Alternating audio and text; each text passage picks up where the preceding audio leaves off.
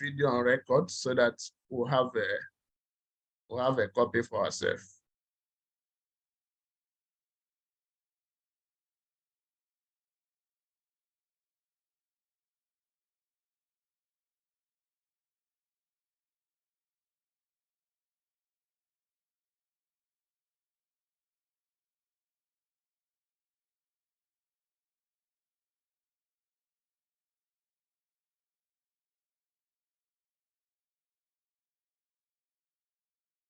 Okay, first, my name is Johnson Wala, for those that doesn't know me, and we are live Safeoclock Health and Safety Workshop. This is a weekly event. We gather together every week to re-strategize, learn more strategies in improving our knowledge in health and safety. So weekly, every Thursday by 6 p.m. Qatar time, we come together virtually to discuss selected topics. And we've started this program for about 3 months ago. And sincerely speaking, we've improved in knowledge. We've discussed more than 15 topics so far. And today we are live with Mr. Walio to discuss another interesting topic. Okay, so we have pages in all the social medias. You can follow us. We have our YouTube channel where we upload the videos, recorded videos, so that you can rewatch them later.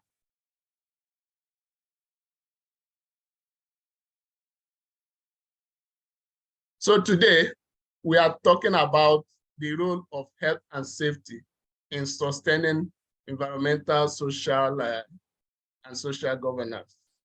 And with us is Mr. Walio Adegoke, and he's a consultant in Coda Safety Consults, and he's doing wonders in the field of sustainability in Nigeria and globally.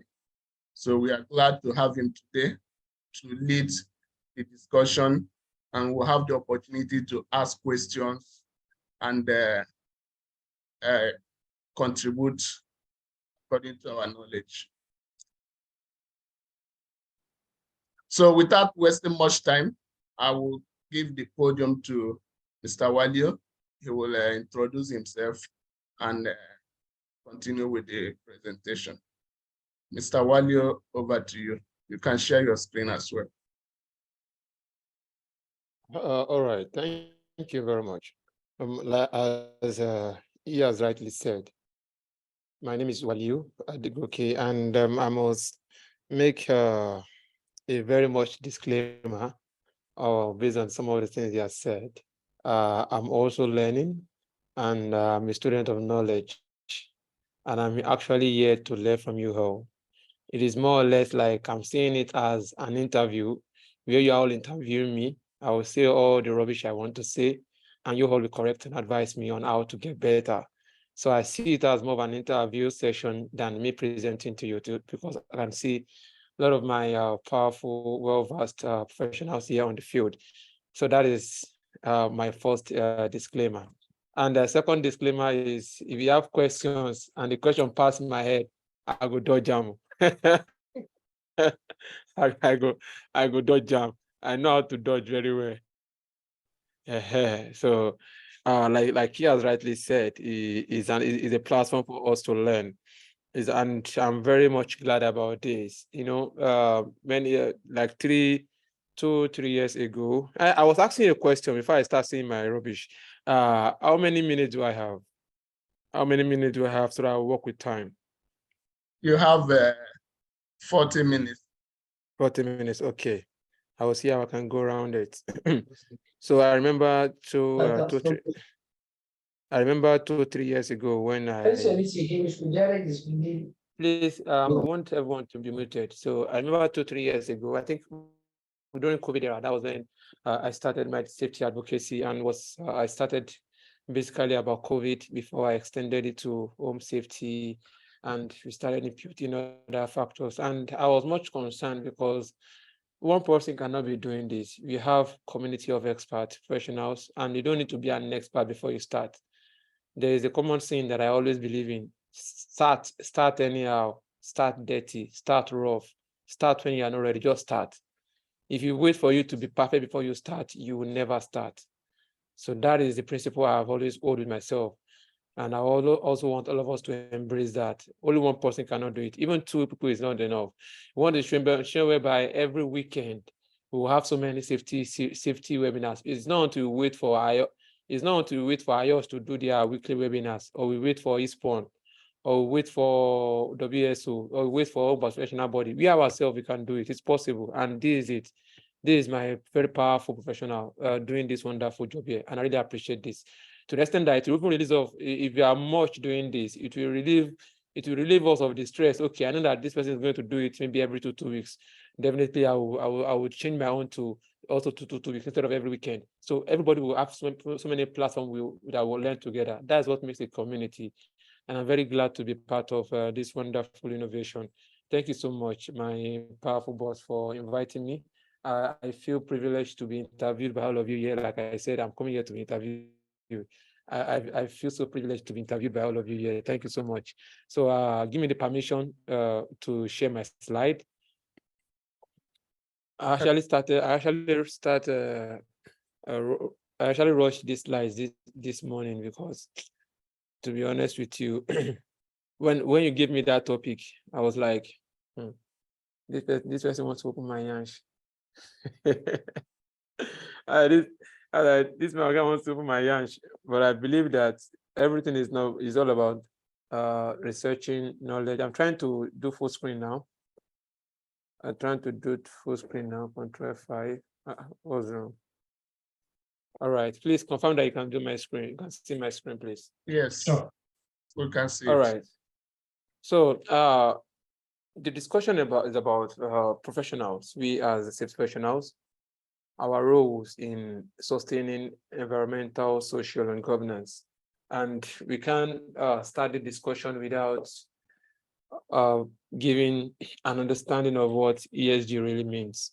And that will be the framework of our discussion for us to have a deeper understanding, not even a deeper understanding, a surface understanding, at least the basic understanding of what environmental, social, and governance is, and relating it to other related concepts that is relating to environmental, social, and governance. Everything is all about framework. I think that's where I'm going to start. Everything is all about framework. We have SDG. SDG is a framework. We have ESG. ESG is a framework. We have ISO standards. ISO standards is also a framework, and so many of them. So let's start with the fact that we need to understand that there's nothing ambiguous about this. It's all about framework, guidance, framework on how to establish your organization based on the principles that guide environmental, social, and governance. So they all have their structures. So it is the new way of sustainability, because sustainability is a term on its own that refers to so many things. So part of the ways of ensuring maintaining sustainability, an organization wants to want to become sustainable. What approach can we use? Okay, let's use the ESG approach. As simple as that. Okay, an organization wants to ensure quality and customer satisfaction, for example. Okay, let's use the ISO 9001 approach, or let's use the Lean Six Sigma approach. Or let's use the Scrum Master approach, or the Lean approach, Lean production approach. So it's all about using a particular framework in order to achieve a goal. So when it comes to sustainability, we are trying to see how we can use the ESG approach to get to that level of sustainability. It's just like you are conforming to a particular requirement or a particular standard. And that being said, we are now going to streamline it to, we as safety professionals, what is our role? How do we contribute to this effect? We need to understand something. Like I used to say, when you see a particular standard or you see a particular structure, like maybe the ESG or the ISO or the SDG, you should understand that it's not a waterfall approach. It's not that you do environmental, you do social differently, you do governance differently. They are interlinked together. They are interlinked together. It's a fluid process. Yeah, let me use that term. It is a fluid process. You all work together, and one does not work in isolation. And that is what makes the role of safety professionals to be very, very important, because health and safety is one of the approach of environmental, social, and governance. Because when you communicate with some people, they will tell you that health and safety is just one of it. Yeah, health and safety is one of it. The same way, let's say financial risk is one of it. But they don't stay in isolation. They all work together. Let me give an example, another example. When we're talking about project management, for example, in project management, in PMP book of knowledge, we have this book of knowledge. We have the procurement, we have the stakeholders, we have the resource management, we have the scope management, we have the schedule management, we have all these knowledge areas. So these knowledge areas, one is not working in isolation. Everything is working together. Stakeholder is affecting procurement. Procurement is affecting resources. Resources is affecting scope. Scope is affecting schedule. Schedule is affecting quality. So you see that it's a free process, and that is what makes each of them very relevant. And that applies to these two. So that's health and safety is just one of a subdivision of ESG. Doesn't mean that health and safety is that small. It means that it's part of the total framework. And because it's a free process, it makes it very possible for us to discuss about health and safety in every aspect of the ESG. Like I said, like he rightly said, my name is Wali Adegoke, the HSC consultant. I don't like calling myself managing director or CEO, because I'm not yet managing director or CEO. CEO are for people like Dangote, they are for people like Tony Olumelu, someone like me. I never reached that level. So I call myself HSC consultant with Cordal Safety Consult. I'm very glad to be here. As you can see, my lady here is extending her handshake. She's representing me, so you can all shake her hand virtually. Thank you so much for having me, like I said earlier. So let's move on. There's this common one of these. There are so many quotes, but when it comes to sustainability, one of the quotes that I love most is sustainability is no longer about doing less harm. It's about doing more good. You don't just you don't just say you are not doing that. You don't want to harm anyone.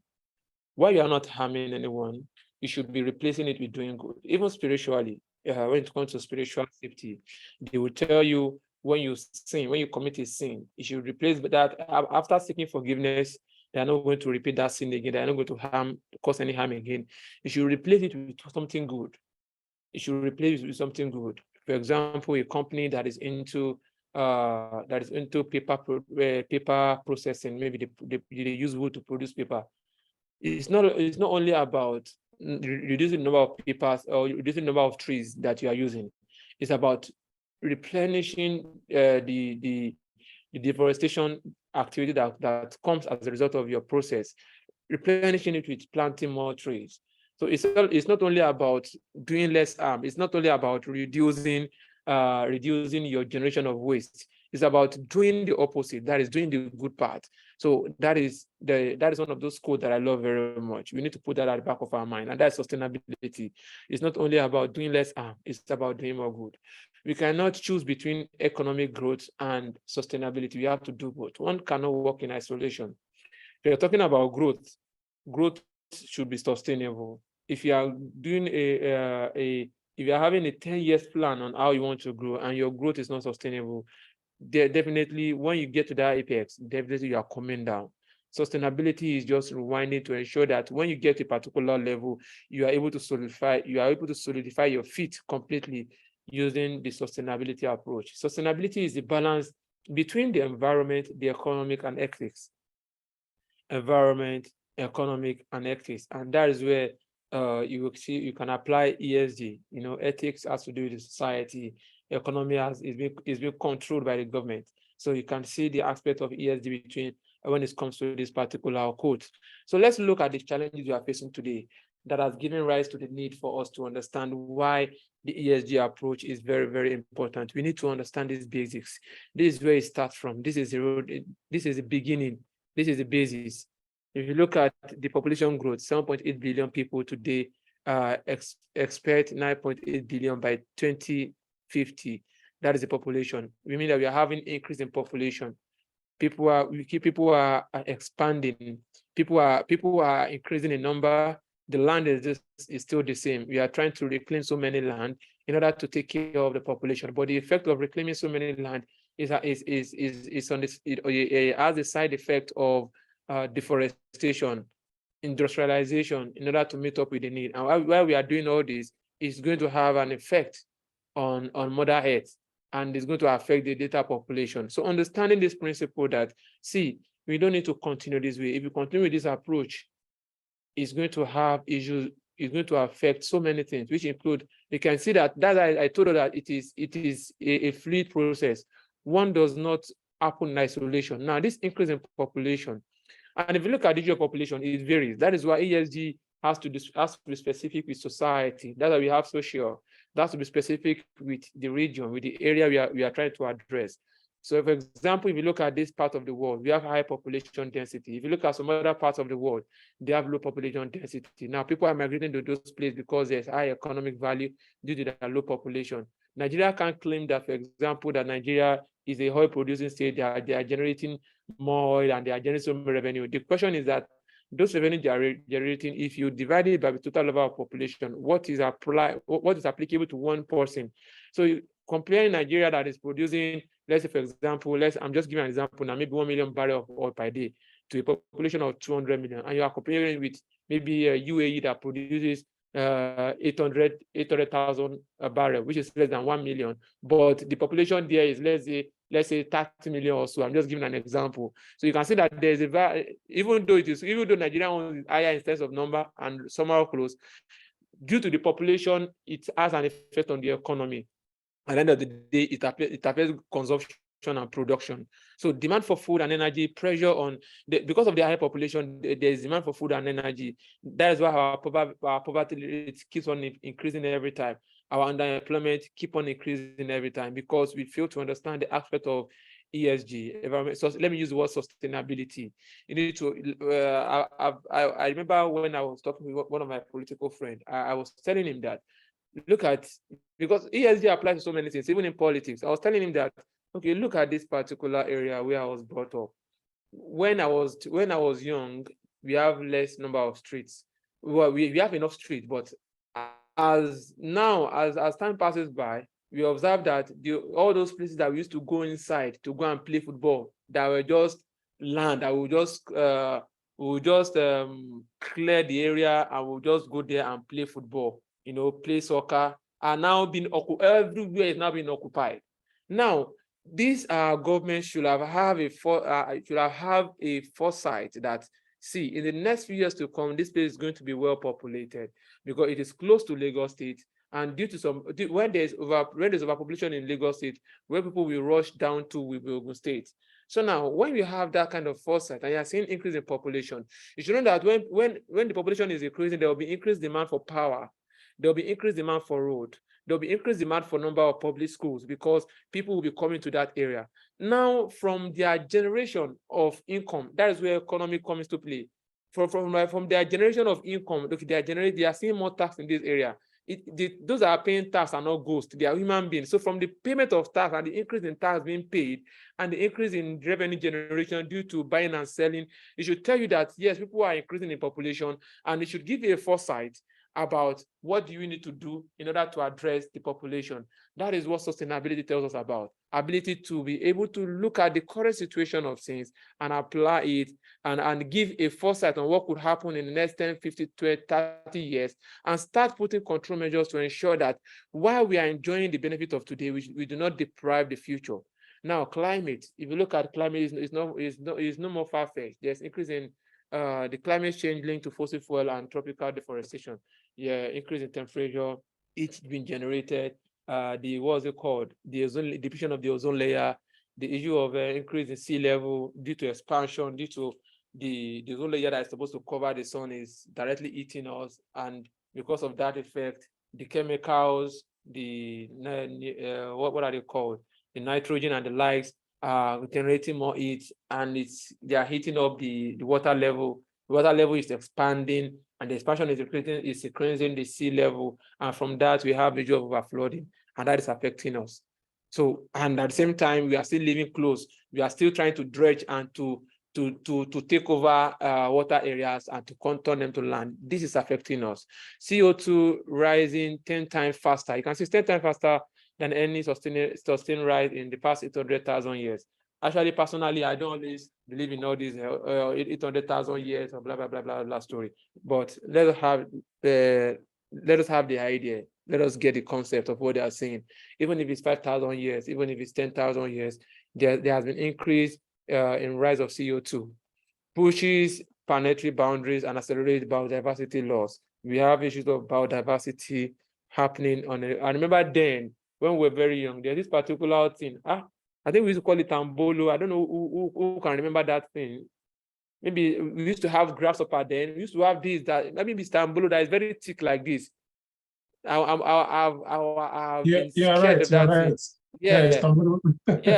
Yeah, we used to have those things when we were young. We used to have grasshoppers. We catch them. When we catch them, we used to have guavas. Guavas was in excess everywhere. We used to have all those things, and we build houses for those tambolos. Some people, some that want to prove big boy. We use tambolo as pet. They will tie small rope on their leg and they use it to play. They were flying around with it. All those things are not happening again. We rarely see them now. It's only when you go to the thick bushes that you see all these things. There's issues of biodiversity. There's issues of deforestation. And don't forget, when it comes to the ecosystem, all these things have their role to play. And when their role is being defeated, I remember then, I think it was in China. I've forgotten the name they called that particular event where they were killing, I think, was it a particular bird? Those birds were very much in that then. I think it was in China, or I think one of those is that China or Japan or Korea?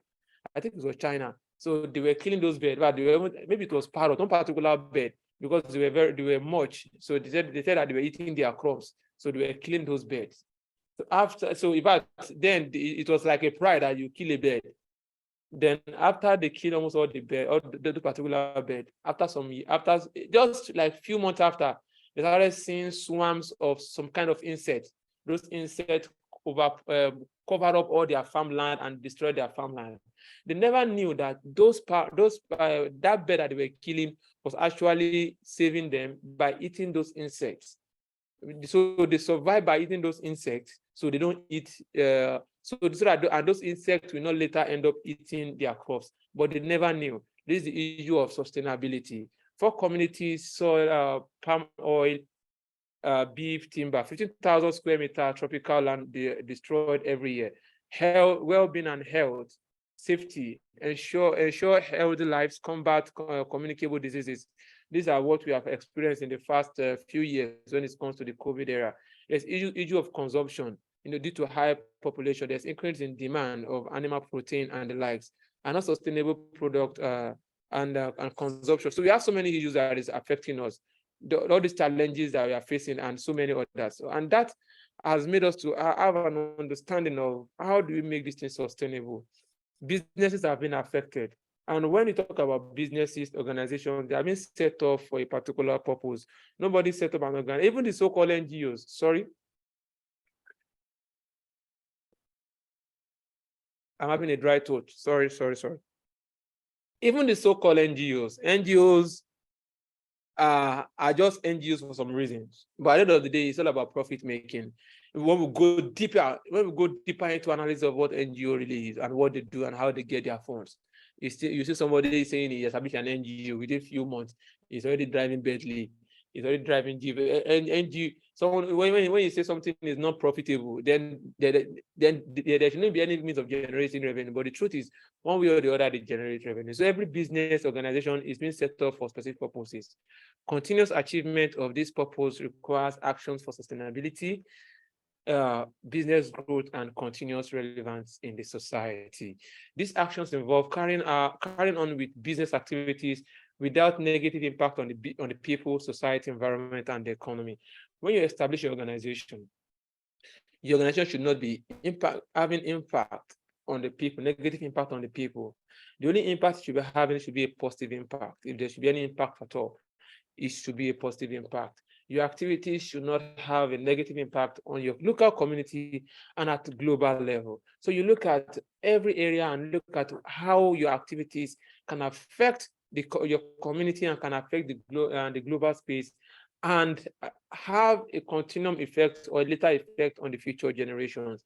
And one of those approaches to look into this, a framework that has already been established to look into this, is the ESG framework. Like I said, there are many frameworks that we're talking about, but ESG stand out in recent times. So let's still have a final look at what sustainability is. So sustainability is meeting the needs of the present without compromising the ability of future generations to meet their own needs. Meeting the needs of the present. Basic, according to Maslow hierarchy of needs, basic need: clothing, food, clothing, and shelter, water, air, oxygen. That is physiological need before you start going upward like that. And when you look at those needs, exactly the basic needs, having those needs, electricity, power, and the likes, without compromising the ability of the future generations who have that. When you drink the old water in the house and there's no plan for the next day, you are going to dry. You are going to die of what's it called? You are going to die of thirst. When you eat all the food without planning for the next day, you are going to die of hunger. So at a larger scale, when you consume everything that we have here, or based on the way you consume those things, it will affect the future generation. You are not sustainable, because you are tending towards an era where there will be no more people living in the world.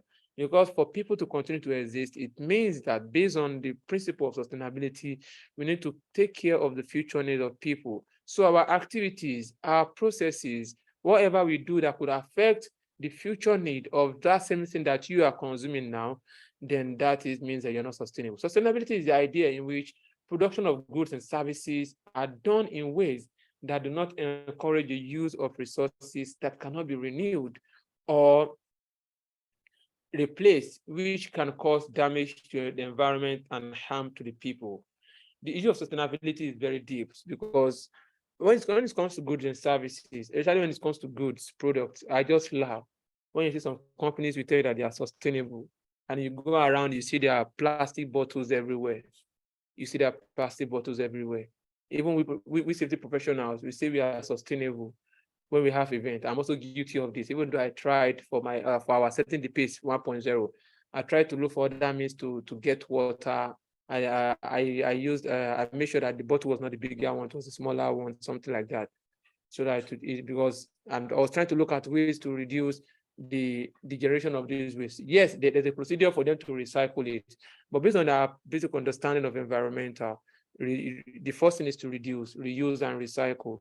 So if I'm unable to reduce and I have to use it, then and I have to use it, definitely I have to create a way where it can be reused. If I'm unable to reuse it, then I have to create a way where it can be recycled.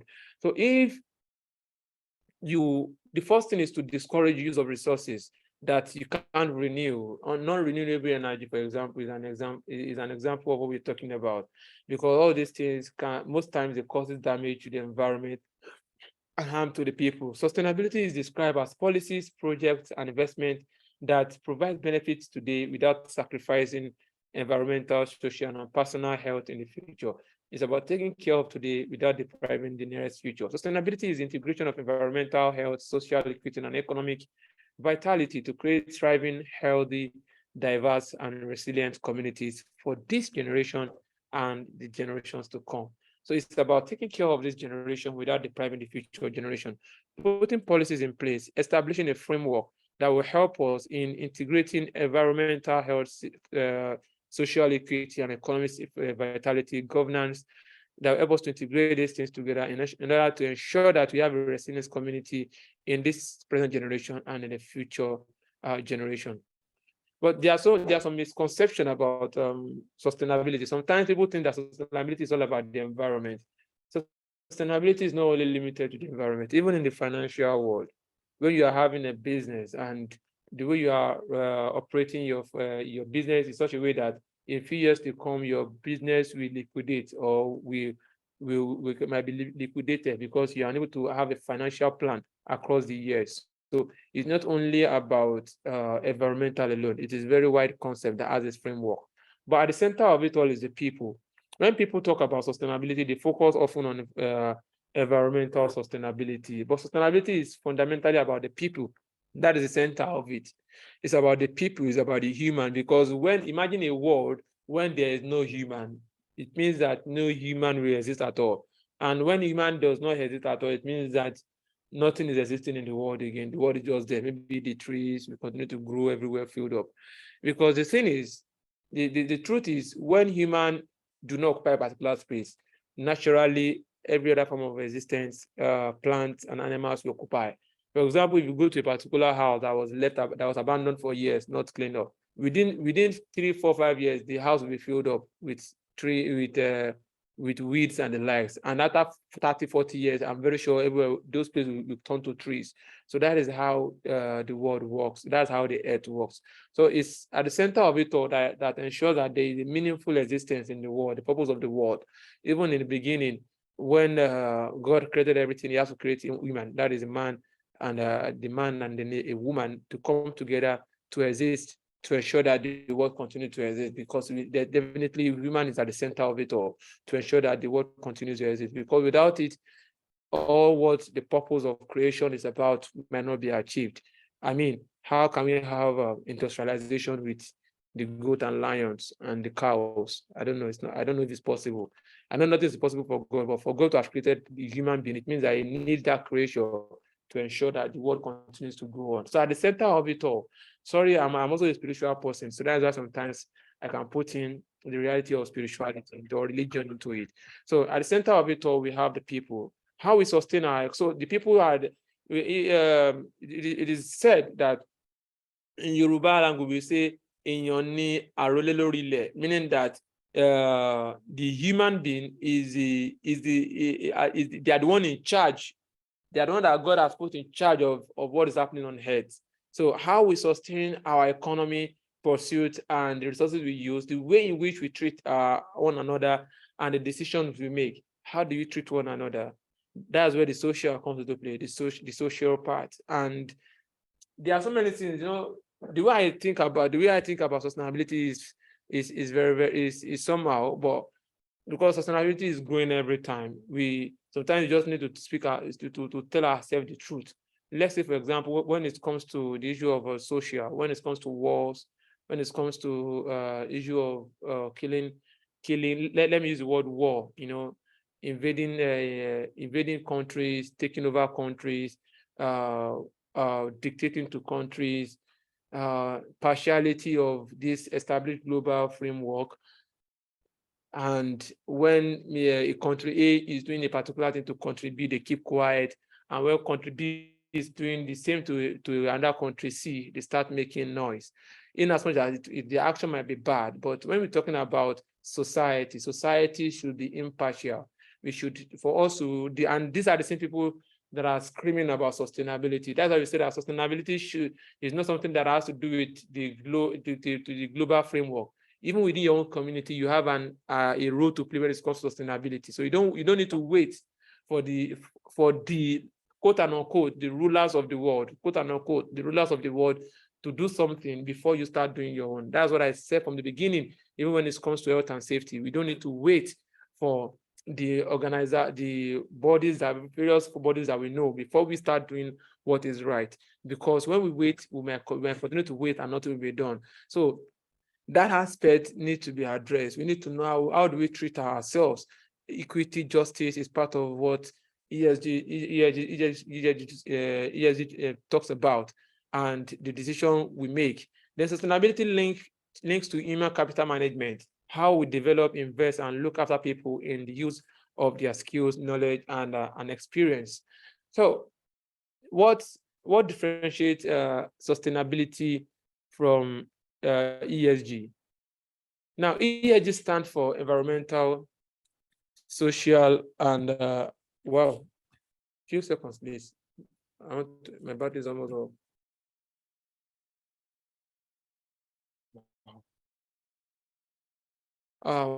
ESG stands for environmental, social, and corporate governance. It is a set of practices used to evaluate a company's operational performance as it's relates to social and environmental impact. What is the impact of the organization to the society? What is the impact of the organization to the society at large? Like I said, ESG is a framework, and we have so many aspects of when it comes to sustainability, in which ESG is just is one of them.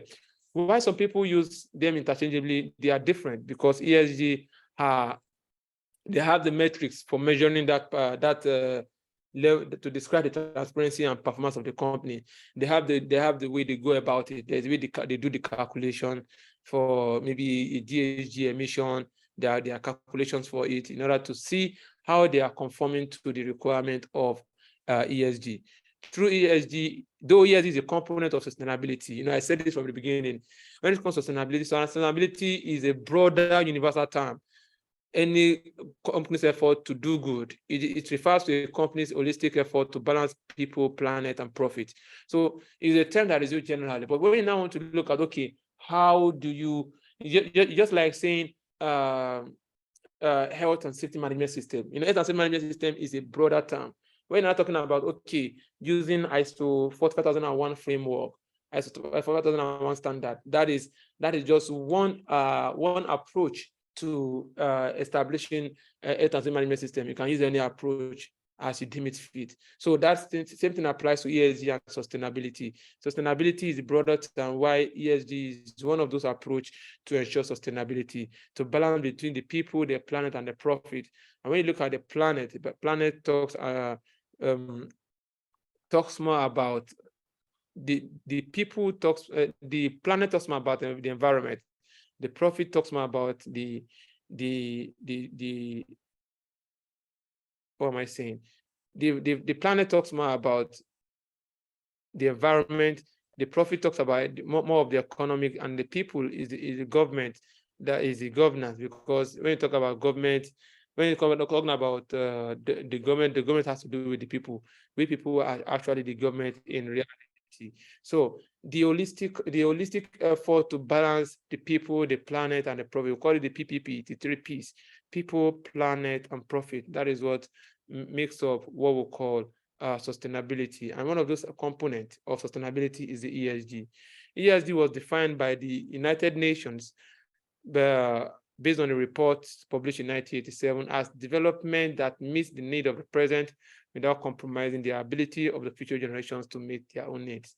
This approach is the basis of the UN Global Sustainable Development Goals.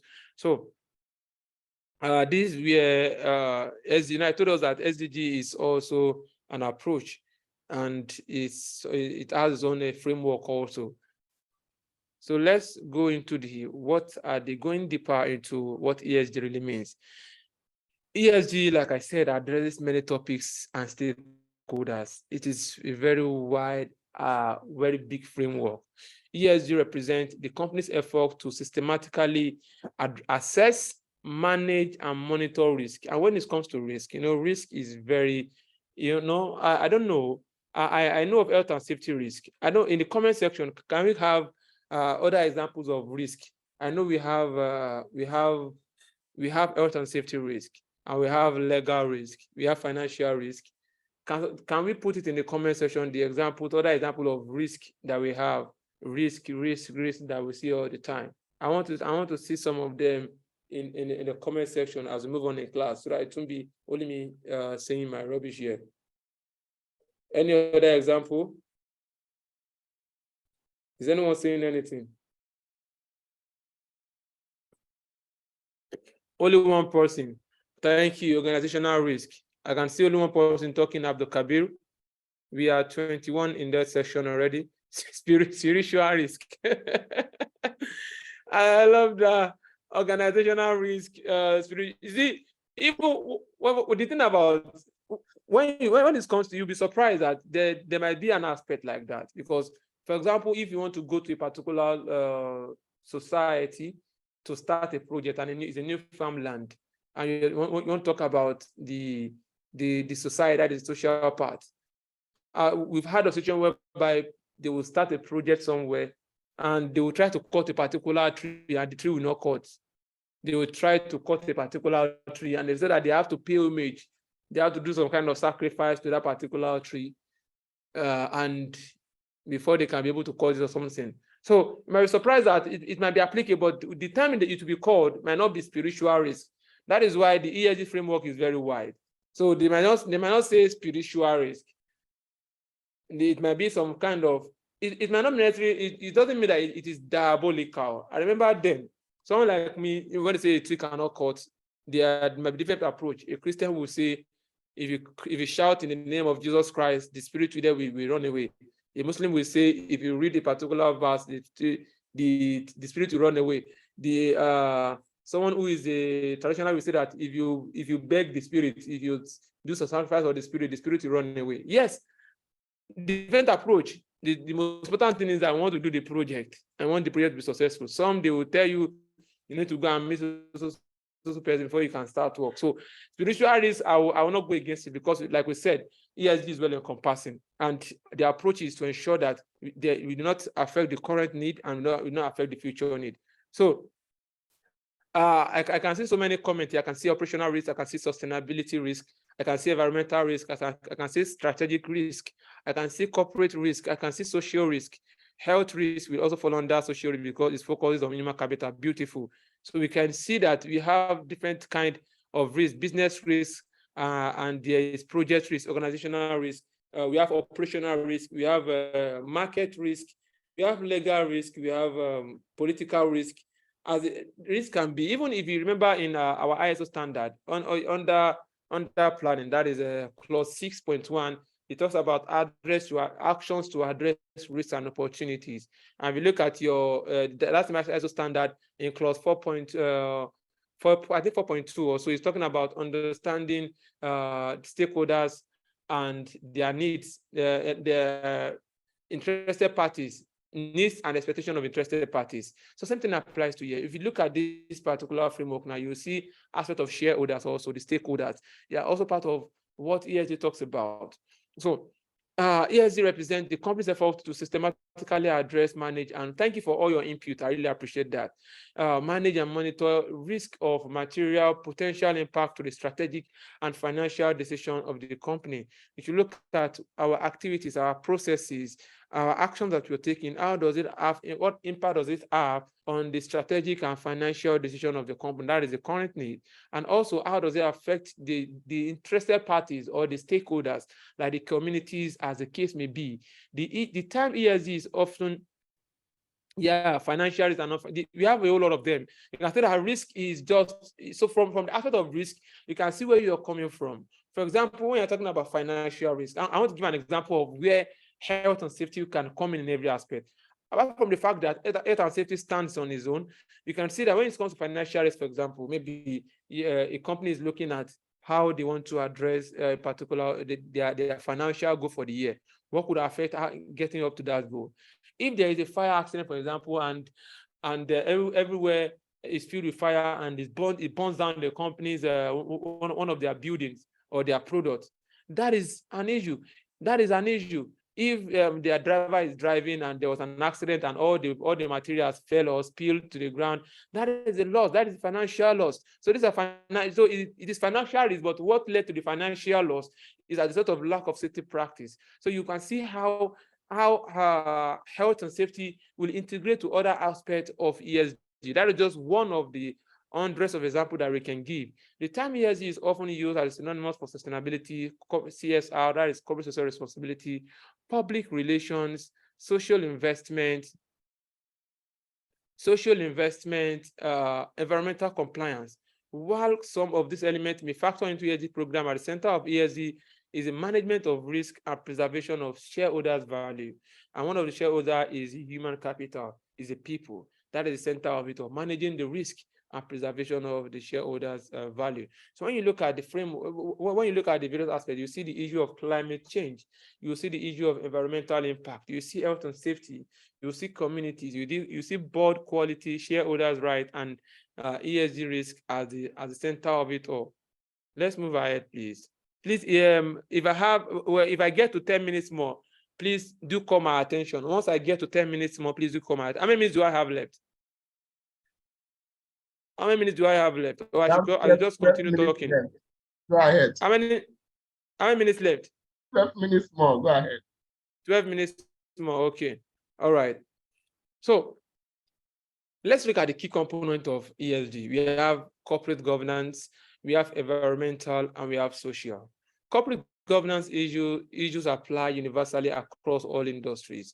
When it comes to corporate governance, how when it comes to ISO standard, for example, they talk about leadership. They talk about leadership and commitment to the policy, the quality policy, as the case may be. When it comes to PMP, they talk about stakeholders management. So you see that for every approach, there is an element of leadership, and that is where I want us to look at it from. It's issues. So you look at the corporate governance issues that you might have when it comes to ESG, and they've highlighted some of those areas you can look out for. So the same way in your ISO standard where you have subclauses, your clause 4, clause 5, clause 6, clause 7, clause 8, clause 9, clause 10, they have their subclauses like that they address each issue. So we have them similar when it comes to ESG. Even in SDG too, we have them like that, and we have requirements. So it's not something that's difficult. It's something that is a framework for you to just use it as a guide in order to establish. And at the end of the day, there's a kind of ESG metrics to see how well you are performing. So good governance of corporate, environmental, and social issues creates sustainable companies. When you have a good governance of corporate and environmental and social related issues, where the leadership are committed to ensuring that there is an improvement in the ESG, so to say, it creates a sustainable company. Materials, environment, and social issues vary significantly by industry and may even be company specific, depending on the level of materiality of each factors. So when it comes to the issue of establishing or implementing a framework, not only limited to SDG, implementing a framework generally has to do with the specificity of that particular organization, because it's not generic. The same way what you talk, how you implement ESG to a company that is into fabrication and installation of fire hydrant pipe, for example, will be different from how you apply ESG for a company that is into banking activity, like a bank, and it's different from how you apply ESG to an oil and gas company. It is different from how you apply ESG to an FMCG that produces carbonated drinks. So because of the different approach, different materials that they use, the different process that is involved, their application will be different. Sometimes it can be company specific, even if it's the same industry, because of the number of workers that the number of workers and the intensity of their job, the application will be different. Because what the kind of generation that, for example, the kind of waste they'll be generating will be different. I'm just using waste as an example. Their leadership approach will be different. For example, comparing the Central Bank of Nigeria now, is also a bank, to a bank like that is into all these what they call them, all these microfinance bank that are just on a smaller, maybe 1 or 2 branches. You can see that their level is different. So the application of ESG will be different. When it comes to corporate governance, you're talking about board quality, you're talking about management incentives, you're talking about shareholders' rights. When it comes to environmental, you're looking at issue of climate change. You're looking at issue of resources management. You're looking at issues of environmental impact. When it comes to social, you're looking at our workforce and human capital. We are looking at value chain, how what their products and services from how they get their the resources to production, to when it gets to the end user, and if they are waste generated, how it's recycled back to the company for reuse or recycling. So as the case may be, so the value chain from supplier to consumers. So then that is where health and safety comes into play. The product health and safety, data privacy, data security, and predatory sales and pricing. So society and communities, that is also part of social. So when you look at this framework, and one funny thing is that when it comes to state professionals, most times we apply QHSE, talking about quality, health, safety, and environment. And even if it's just health and safety and environment, we will say that one way or the other, we are already applying the issue of environment, and we are applying aspect of health and safety. And when it comes to community engagement, health and safety is very important, because most times where, apart from the issue of corporate governance, where community leaders or community people wants you to engage them for work, to engage their youth and the likes, and to also contribute to their society, to their community, they also don't want you to do things that will affect them. So that's where health and safety will come into play. When you start producing chemicals or something that's affecting them, you're already creating issues for yourself in that particular community. And that's why it's on communities, they keep having issues with those that come to their community to explore or to create, to have their factories. So you need to understand the law of the land, the community, and what applies to them. And you need to create a kind of corporate governance that's able to understand the diversity of that community, that's able to understand the shareholders, the board accountability to shareholders, and the ownership requirements, and every other factor that have to do with corporate governance. So at the end of the day, you see that it's an holistic approach that is not limited that, okay, this corporate governance, then you do corporate governance in isolation. This environmental, you do environmental in isolation. No, it doesn't work that way. Everything works together as a single unit. So let's look at the limitations of traditional financial analysis, because the truth is, when it comes to ESG, they are mostly not the people in the corporate world, in the financial world, are actually working on ESG seriously, and they are taking that mantle. And we also have our own roles to play as professionals, especially when it comes to the issue of social. In fact, in the three areas, because we can also be part of the leadership when we step up the ladder to that level, because financial risk cannot be stable in an organization when there is no complete understanding of health and safety. So many companies today have lost their value because of lack of understanding of health and safety. So when it comes to environmental, we have issues like I have mentioned. At the bottom of it, or at the surface level, we have issues of environment, the issue of air, water pollution, waste management, energy efficiency, CO2 emission, that is for environmental. Social issue, customer privacy, labor health and safety, training and development, product safety, leadership, executive pay, and the likes. Then when it comes to that governance is very deep, because by the time we start to break them down, it goes down even to the issue of payment of salary. How do you pay your workers their salary? Is their salary in commiseration with their effort in the workplace? And what do you use to measure that? How do you measure that? So these are what ESG helps us to handle.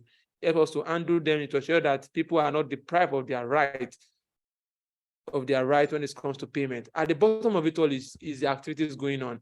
And when we are addressing ESG, we need to address the root. We need to address what are those things that leads to the issue of bad leadership. What are those things that lead to the issue of air and water pollution, waste management? How do you ensure energy efficiency? How do you reduce CO2 emission and the like? So we see at the bottom of it all that the ESG issues are what we should focus our product on. Now let's look at what the E means. Let's go specifically into smaller details. The environmental portion of ESG considered how a company performs as a steward of the physical environment. The E takes into account a company's utilization of natural resources and the effect of their operations on the environment, both in their direct operations and across their supply chains. What is the effect of the utilization of their natural resources? How do they power their organization? How do they gain their electricity? How do they reduce the use of non-renewable energies? And even across their supply chain, it's not only by the generators that they produce that they make use of, but even their cars that their workers, they drive their cars to work, and the company decide that, okay, instead of each worker driving their cars to work, generating so many emissions, why couldn't we have a bus that transport them to work and transport them back to their closest locations? That is an aspect of what they will use to calculate their level of the metrics for ESG. That is just one of them. So they look at every aspect and how they are able to reduce the emission and reduce the use of non-renewable energies based on their direct operation and across their supply chain. You can see that even looking at those salient areas. Now I give example of transportation, mobilization to workers. I never mentioned their processes.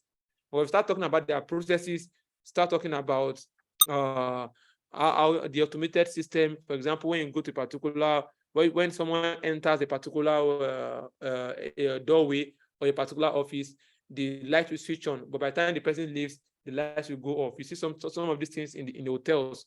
When you put the card, that's when the light will go on. When you take the card off, the light will go off automatically. As small as those things is, they are aspect of ESG, and that is environmental. Companies that neglect to consider the effect of their policies and practices on the environment may be exposed to higher levels of risk. You can see that from what we are saying so far, you will see that ESG is not something that for a company that has been using maybe ISO 9001, for example, and ISO 14001 and 45001 and 9001, and they have that structure already. When they want to conform to ESG, they don't need to start from the beginning.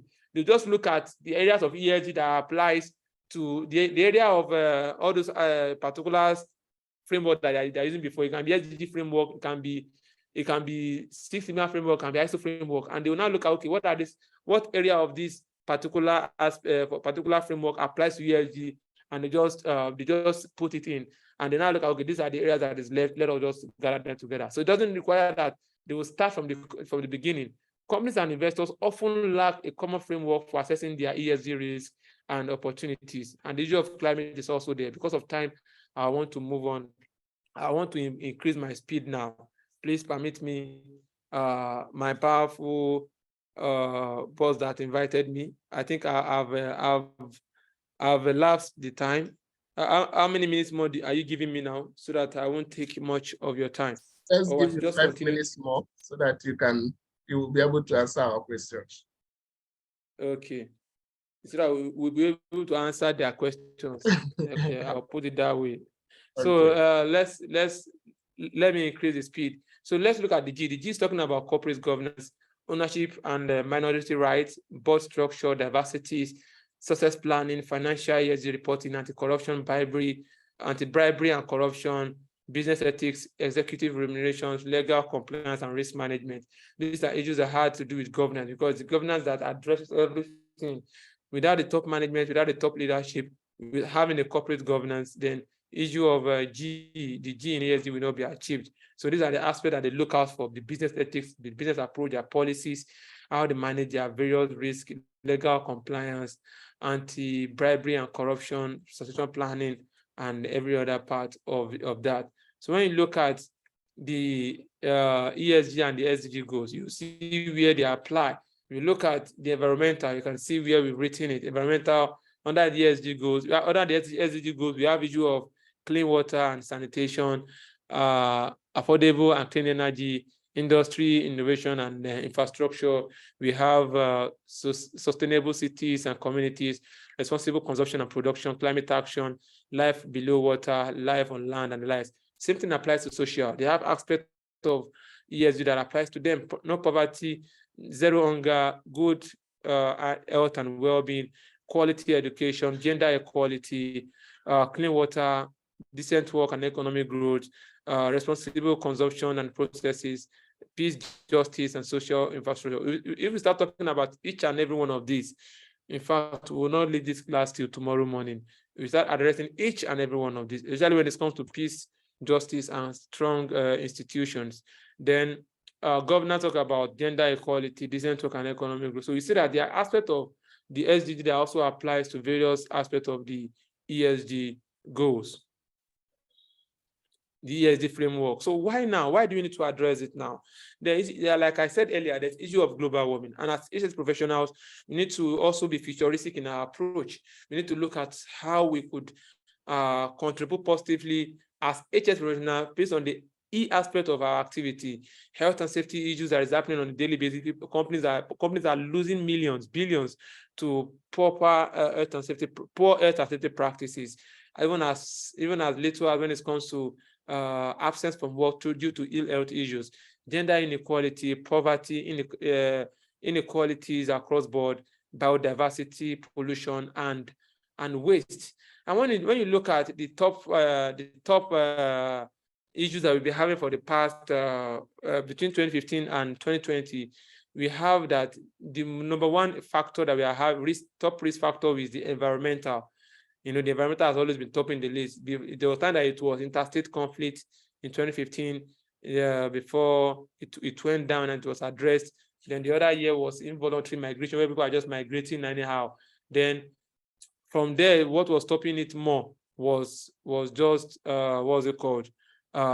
Environmental issues. Between 2017 and 2020, we're having environmental issues, extreme weather condition, climate action failures, natural disaster, biodiversity loss, human-made environmental disasters, and natural catastrophes and the likes. So all these tells us that that's why environmental has been given so much attention, because it's actually affecting the future, not only we now, but also affecting the future generations. So as safety professionals, safety is a culture of unconditional dedication to safety.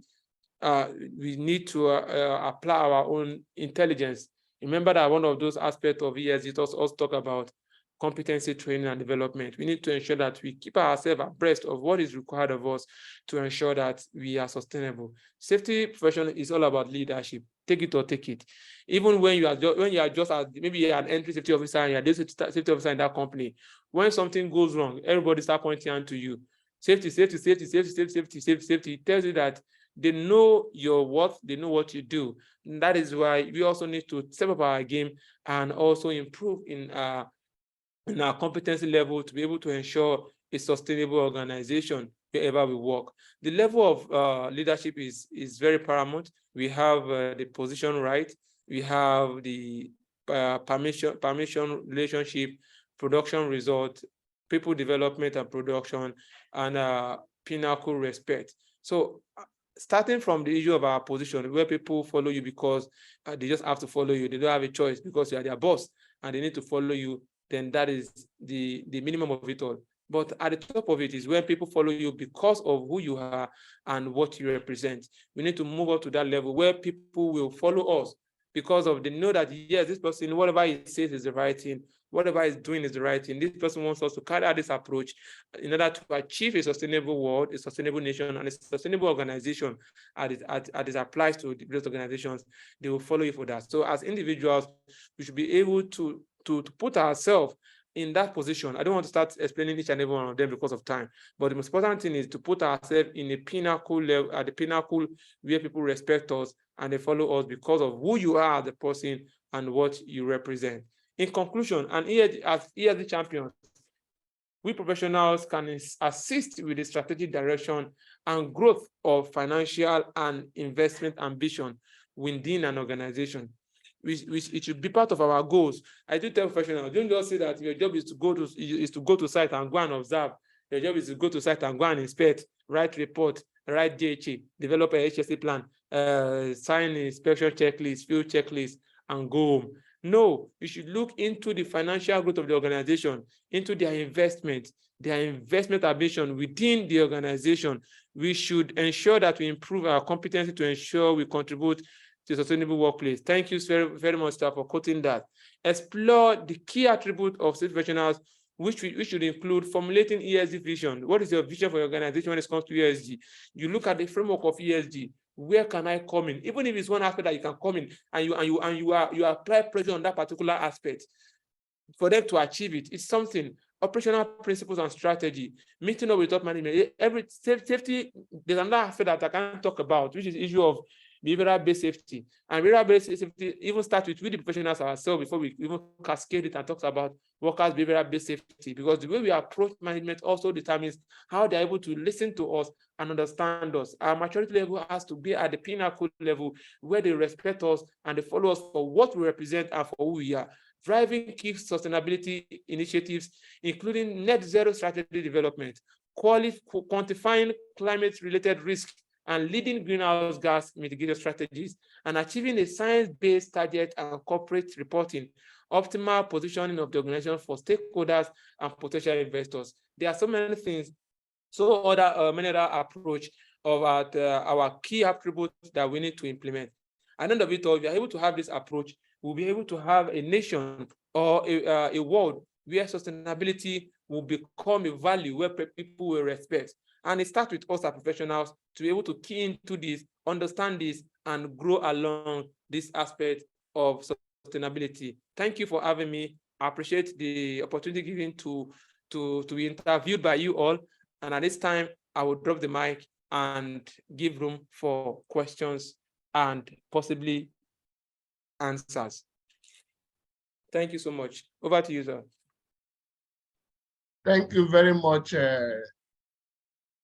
Engineer Professor Waliu. We enjoyed that presentation today, and I'm so glad that we invited you.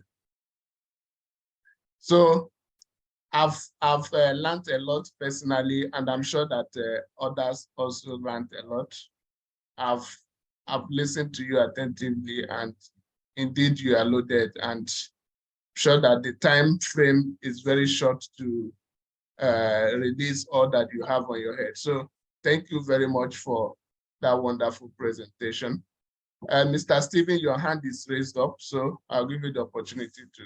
Good evening, all. We just want to thank Mr. Waliu for this wonderful presentation. In fact, as a matter of fact, for me, I believe your presentation should be able to have answered any questions that will be coming from any angle.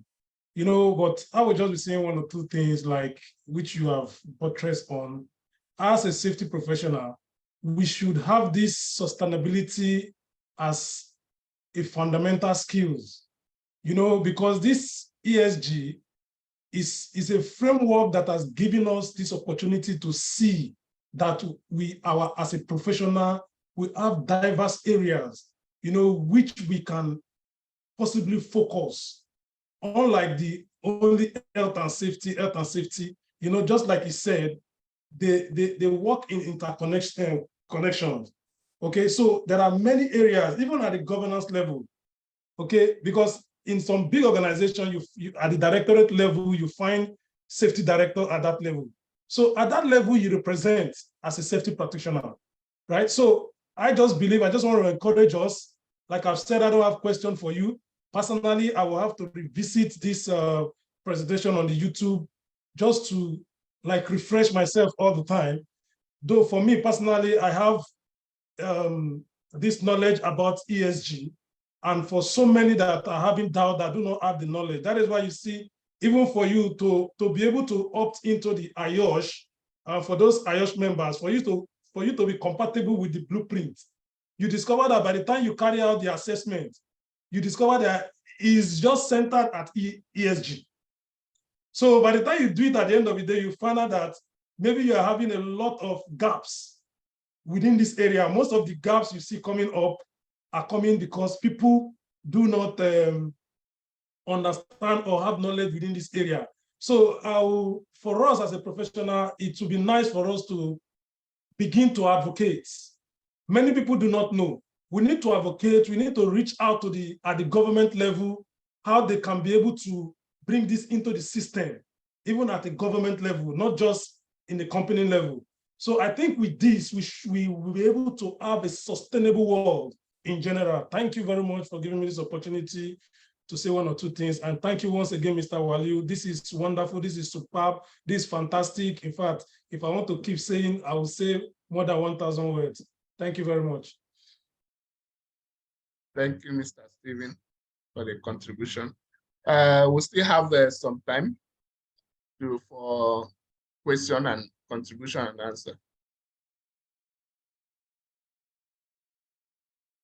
Sir David, are you raising up your hand or you are scratching your head? Sorry, just scratching my head.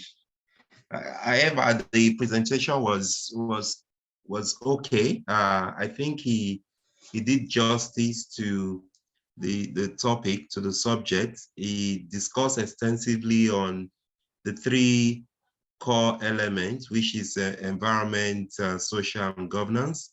And like what Mr. Stephen has said, you know, sustainability, I don't know, I think it's beginning to gain much ground and is gradually taking over and dominating. There is hardly anything. When you talk about the future of work or something, it's all about sustainability, you know. We ensuring meeting the present needs without compromising, impacting on the future needs as well. So I wouldn't want to buttress much. He has actually spoken well. He has actually touched every aspect that needs to be done, apart from the implementation, the practical aspect. And looking at the implementation, practical aspect is when you are actually functioning as a sustainability professional or functioning in a sustainability role with an organization, that's when you can get that aspect. But as per the theoretical knowledge, he has really discussed extensively. Considering the time given anyway, he has done justice to the topic. I think that's what I can say for the now. Thank you very much, Mr. Waliu. It's a good one. Thank you, Mr. David. Cosmos, your hand was up first. Cosmos, you have the floor. Okay, can you hear me? Mr. Cosmos, go ahead. Okay, thank you very much, Wali. This is indeed a very informative session, and it's been a long time coming. For many years,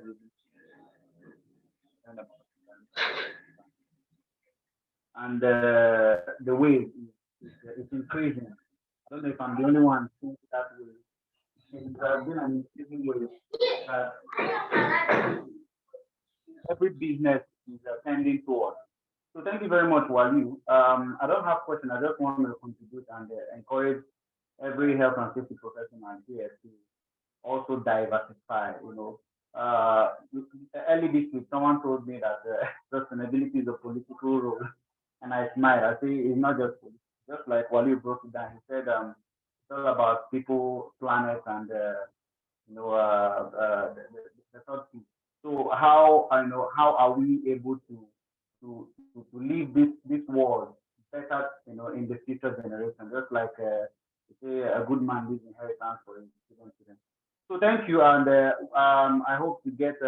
I hope this recording will be sent to us because I want to listen to it over and over and over again, so that I can also share with my colleagues.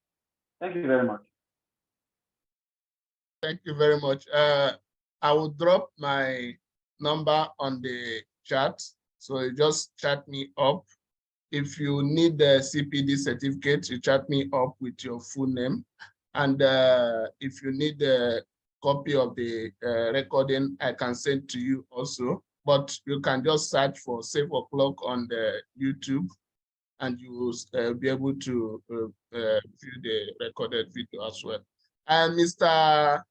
Etinyene Ekenem, please unmute and make sure your background is less noisy so you can.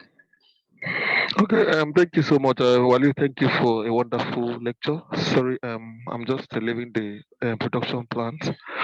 Okay, just a plea. I don't know whether we've looked in future to have a sustainability audit that will cut across all the processes. That would be very fantastic. And in that process, we'll be able to be specific in the requirement and then pointing out some few corrective actions that I believe we need to begin to work on that, because I've attended several of sustainability. It always seems generic, there's no specific area we will dive into. And most at times we leverage on standards that are really existing. Maybe probably we can look at environmental standards, then we look at the ISO 9001, maybe probably occupational. So I've been looking at a process in which we'll come up with a clear sustainability audit process so that we can, translate it across all the processes in a certain company. I don't know whether that is clear. Yeah, that is clear. Okay. Mr. Wadio is already up to answer. Okay, thank you very much for that. When it comes to, like we said from the beginning, when it comes to sustainability takes different forms. And I'm glad that I think someone talked about the IOSH framework that actually has its own competency framework that integrates sustainability as part of the requirement, which is a good one, which is an approach. So when it comes to sustainability, the most important thing is, from the definition of sustainability, ensuring that you make use of resources of today without affecting the need of tomorrow. That is the simple definition. So there are framework for sustainability. ESG is one of them. Now, if you want to talk about ISO standard, talking about quality management system, for example, addresses some aspect of ESG when it comes to the framework. When it comes to ISO 14,000, sorry, address some aspect of sustainability. Now, when it comes ISO standard generally, when it comes to 14,001, specifically for environmental, addresses the issue of sustainability. And because of the structure, there are some places that are similar when it comes to this standard. For example, you look at the ISO standard, you look at clause the structures, they have the same high-level structure.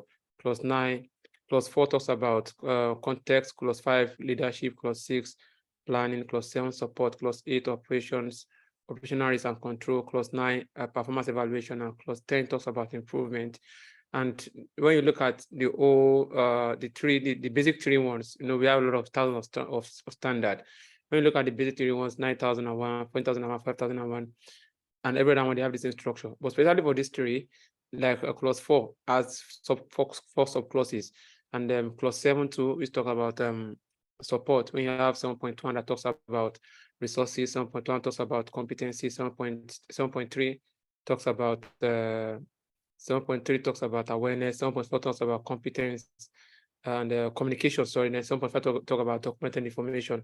Same thing applies to clause 9.1 and 9.2 that talks about internal audit and what's it called? Internal audit and management review. So what I'm trying to say is that the framework of ISO standard would be quite different from the framework of ESG when it comes to sustainability. And when we want to apply each and every one of these, it has to do with deeper analysis and deeper understanding, which requires much more time to break through. I don't know if you attended, I did a particular seminar like 3 weeks ago or so, when I talk about this relationship of integrating the 3 ISOs that talks about the framework.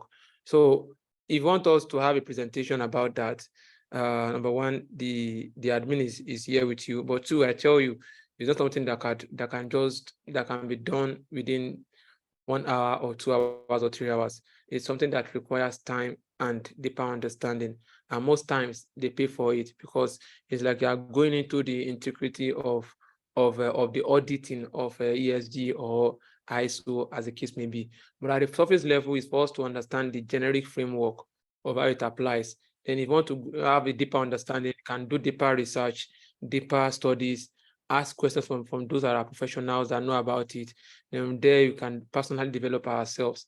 I think that is what I would say about that.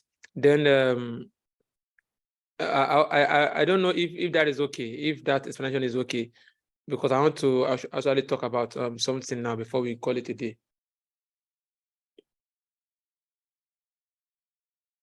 There is The no person who has objection. the It's okay. all right. So quickly, part of corporate governance, because I wanted to mention that, but I skipped that. Though it didn't come to my mind. It didn't come to my mind, just came to my mind now when I think Mr. David was talking about corporate governance. So when it comes to governance, politics is part of governance, and I'll explain why.